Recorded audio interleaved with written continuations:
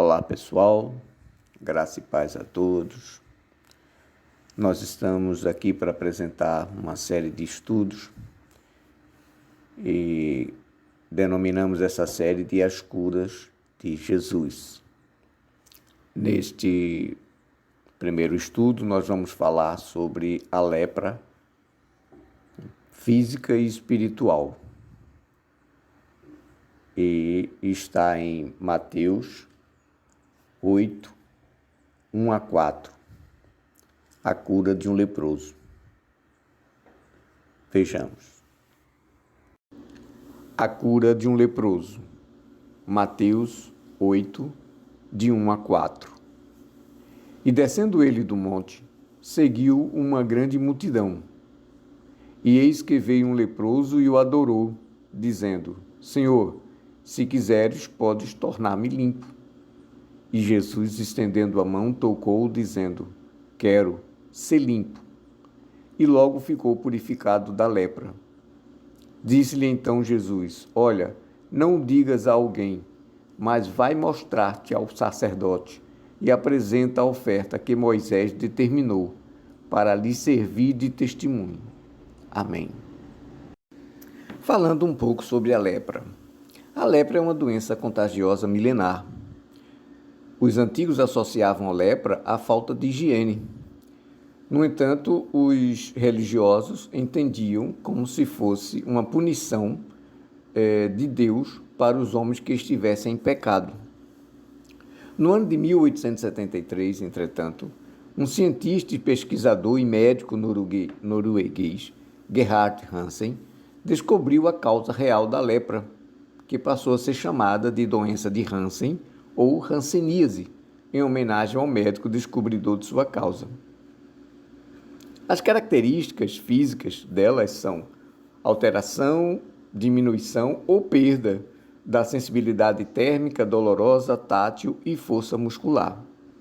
Manchas com perda ou alteração de sensibilidade para calor, dor ou tato. Formigamentos, agulhadas, cãibras ou dormência em membros inferiores ou superiores. Diminuição da força muscular, dificuldade para pegar ou segurar objetos, e os nervos ficam engrossados e doloridos. Essas características ou esses sintomas aparecem até 10 anos depois que a pessoa é infectada. Na questão religiosa, nós vemos no livro de Levítico, o livro todo, na verdade, fala sobre a lepra, as condições e as informações, as orientações dadas aos sacerdotes e ao povo em geral. Eu trouxe aqui o versículo 1 e 2, que diz assim: Disse o Senhor a Moisés e a Arão: Quando o homem tiver na pele da sua carne inchação ou pústula ou mancha lustrosa, na pele de sua carne como praga da lepra, então será levado a Arão, o sacerdote, ou a um de seus filhos, os sacerdotes. Naquela época, a lepra era considerada, como eu falei, muito mais, para os hebreus, muito mais questão de castigo de Deus, por conta de pecados.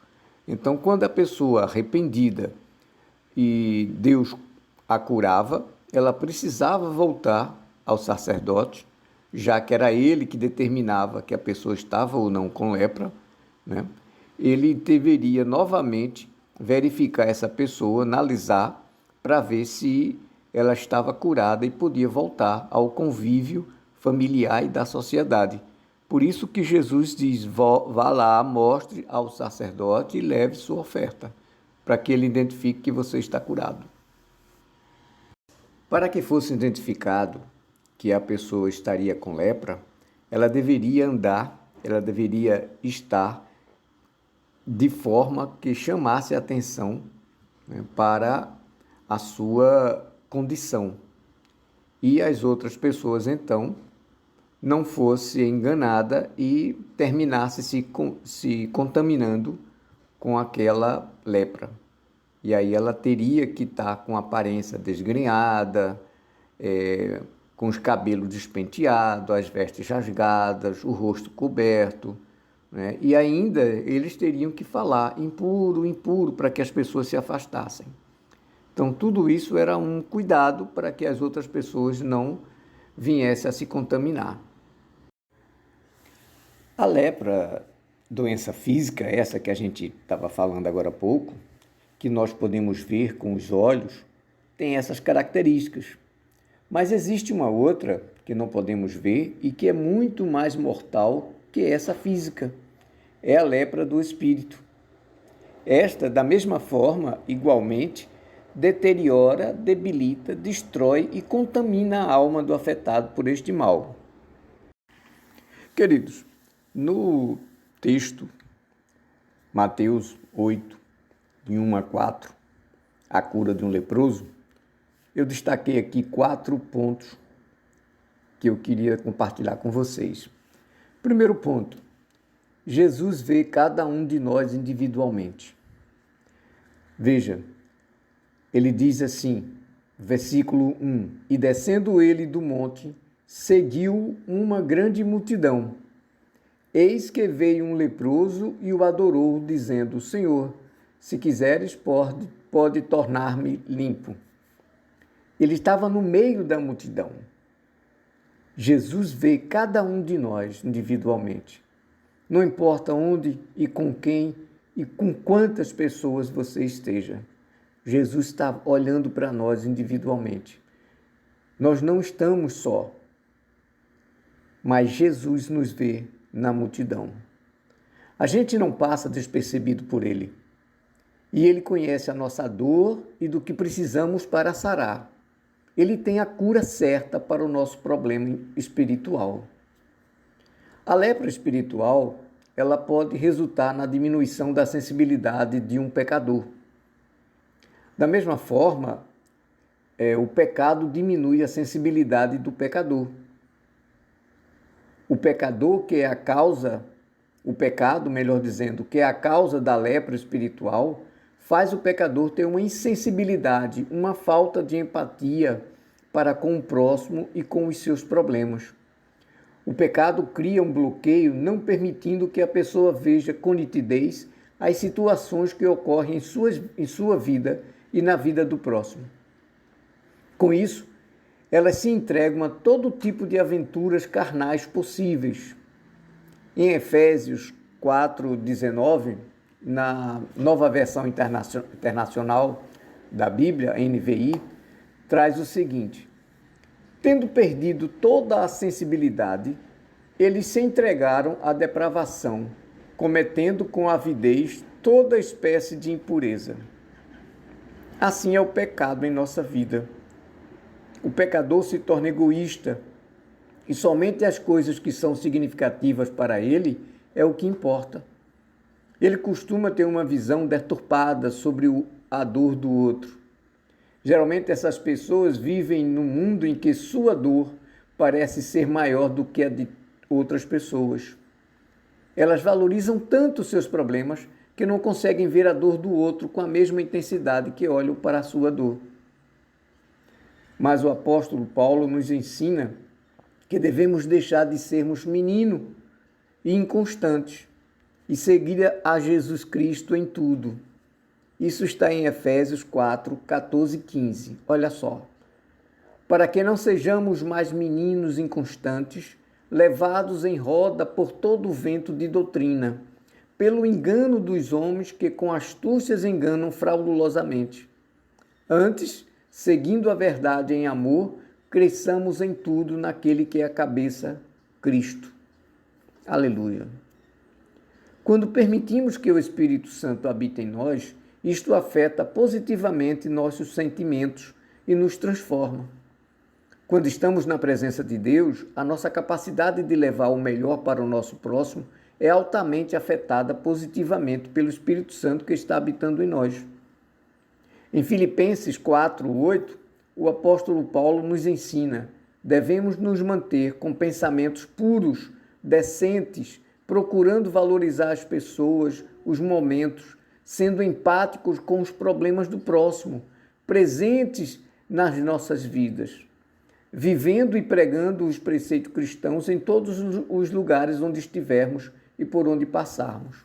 O versículo diz assim: quanto ao mais, irmãos, tudo que é verdadeiro, tudo que é honesto, tudo que é justo, tudo que é puro, tudo que é amável, tudo que é de boa fama, se há alguma virtude e se há algum louvor, nisso pensai. Em João 13, 34 e 35, complementando essa ideia, esse pensamento, Jesus nos manda amar uns aos outros, porque quando amamos, nós buscamos o melhor para aquelas pessoas, tanto quanto buscamos para nós mesmos. Queremos ver aquela pessoa feliz e queremos fazê-la feliz. Essa passagem bíblica fala o seguinte: um novo mandamento vos dou, que vos ameis uns aos outros, como eu vos ameis a vós.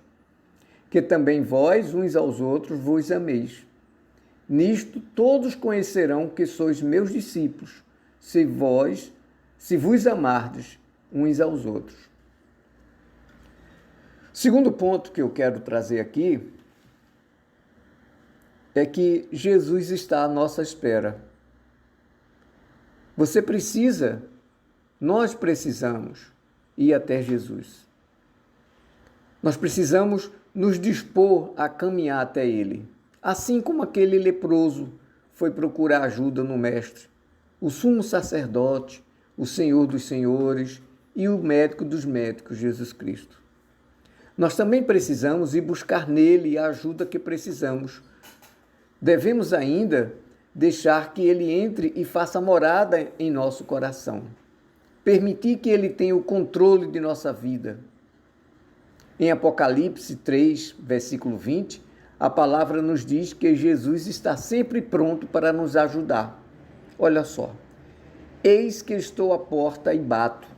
Se alguém ouvir a minha voz e abrir a porta, entrarei em sua casa e com ele cearei e ele comigo. Nós precisamos nos dispor a permitir que ele entre em nosso coração e faça morada, para que isso possa nos trazer benefícios em todos os sentidos, não só na questão da salvação, mas da condição de transformação que isso vai fazer em nossa vida. Um outro ponto, terceiro ponto aqui que eu quero trazer, é sobre a lepra que deixa manchas. A lepra física deixa mancha na pele. A lepra espiritual também deixa mancha na nossa reputação. O pecador vive de pecado em pecado, manchando a sua reputação, seja como pai ou mãe, marido, esposa, irmão, irmã, filho, filha, seja em casa ou no trabalho, na igreja ou outro local. O pecador vai deixando o seu caminho entenebrecido pelas atitudes erradas no âmbito dos valores morais, éticos e religiosos que permeiam a visão de um bom cristão. Em Jó 11, versículos 13 a 5, na nova tradução da linguagem de hoje, a palavra nos ensina: Jó, vire o coração para Deus e ore com as mãos estendidas para Ele. Abandone o pecado que mancha as suas mãos e não deixe que a maldade more na sua casa. Então você andará de cabeça erguida, puro, firme e sem medo. Então, quando nós criamos essa condição de permitir que Jesus entre em nosso coração, o Espírito Santo nos transforme e nós sigamos os mandamentos de Deus, nós teremos uma mudança radical em nossa visão, a visão de mundo, a visão de doença, a visão de tudo. E o quarto ponto fala disso. Um quarto e último que eu quero trazer, diz que a lepra pode ser curada. Não só a lepra física, né, como nós vimos, o O Hansen, o médico e pesquisador Hansen, ele descobriu a causa e, consequentemente, a cura para a doença. Mas a lepra espiritual também tem cura. Assim, tanto o homem e a mulher que estão com essa lepra espiritual irão ser curados do pecado pela graça e misericórdia de Deus. Basta que nós aceitemos Jesus como Senhor e Salvador de nossas vidas. A crença somente não é suficiente. Não é preciso somente crer, porque a palavra diz que até Satanás crê que Jesus é o Filho de Deus. Nós precisamos viver isso, deixar que ele invada a nossa vida, o nosso caminho, né? Porque senão somente a crença não seria suficiente para nos livrar do inferno e da morte eterna, do caminho esse, né, que é o caminho que o pecado nos leva. É preciso que a gente entregue verdadeiramente as rédeas da nossa vida a Jesus, deixando que ele possa controlar e dominar nosso ser e venha a preencher o vazio que trazemos dentro de nós. Quando isto ocorre, nós temos paz mesmo nas angústias. Nós temos conforto no meio às turbulências da vida. Temos esperança em tempos melhores. Temos saúde em meio à doença.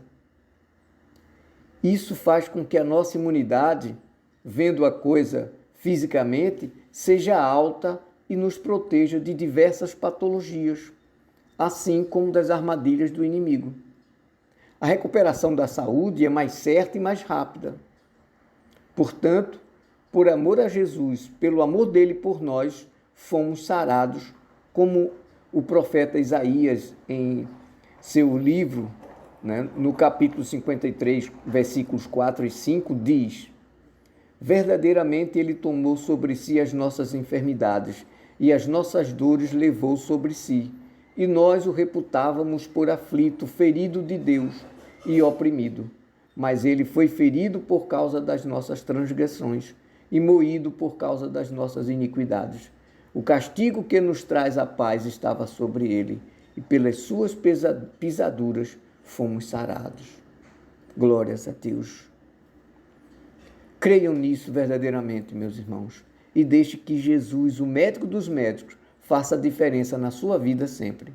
Porque, como o apóstolo Paulo diz em Romanos 6, versículos 23, parte B e C, mas o dom gratuito de Deus é a vida eterna, por Cristo Jesus, nosso Senhor. Aleluias, aleluias. Amém.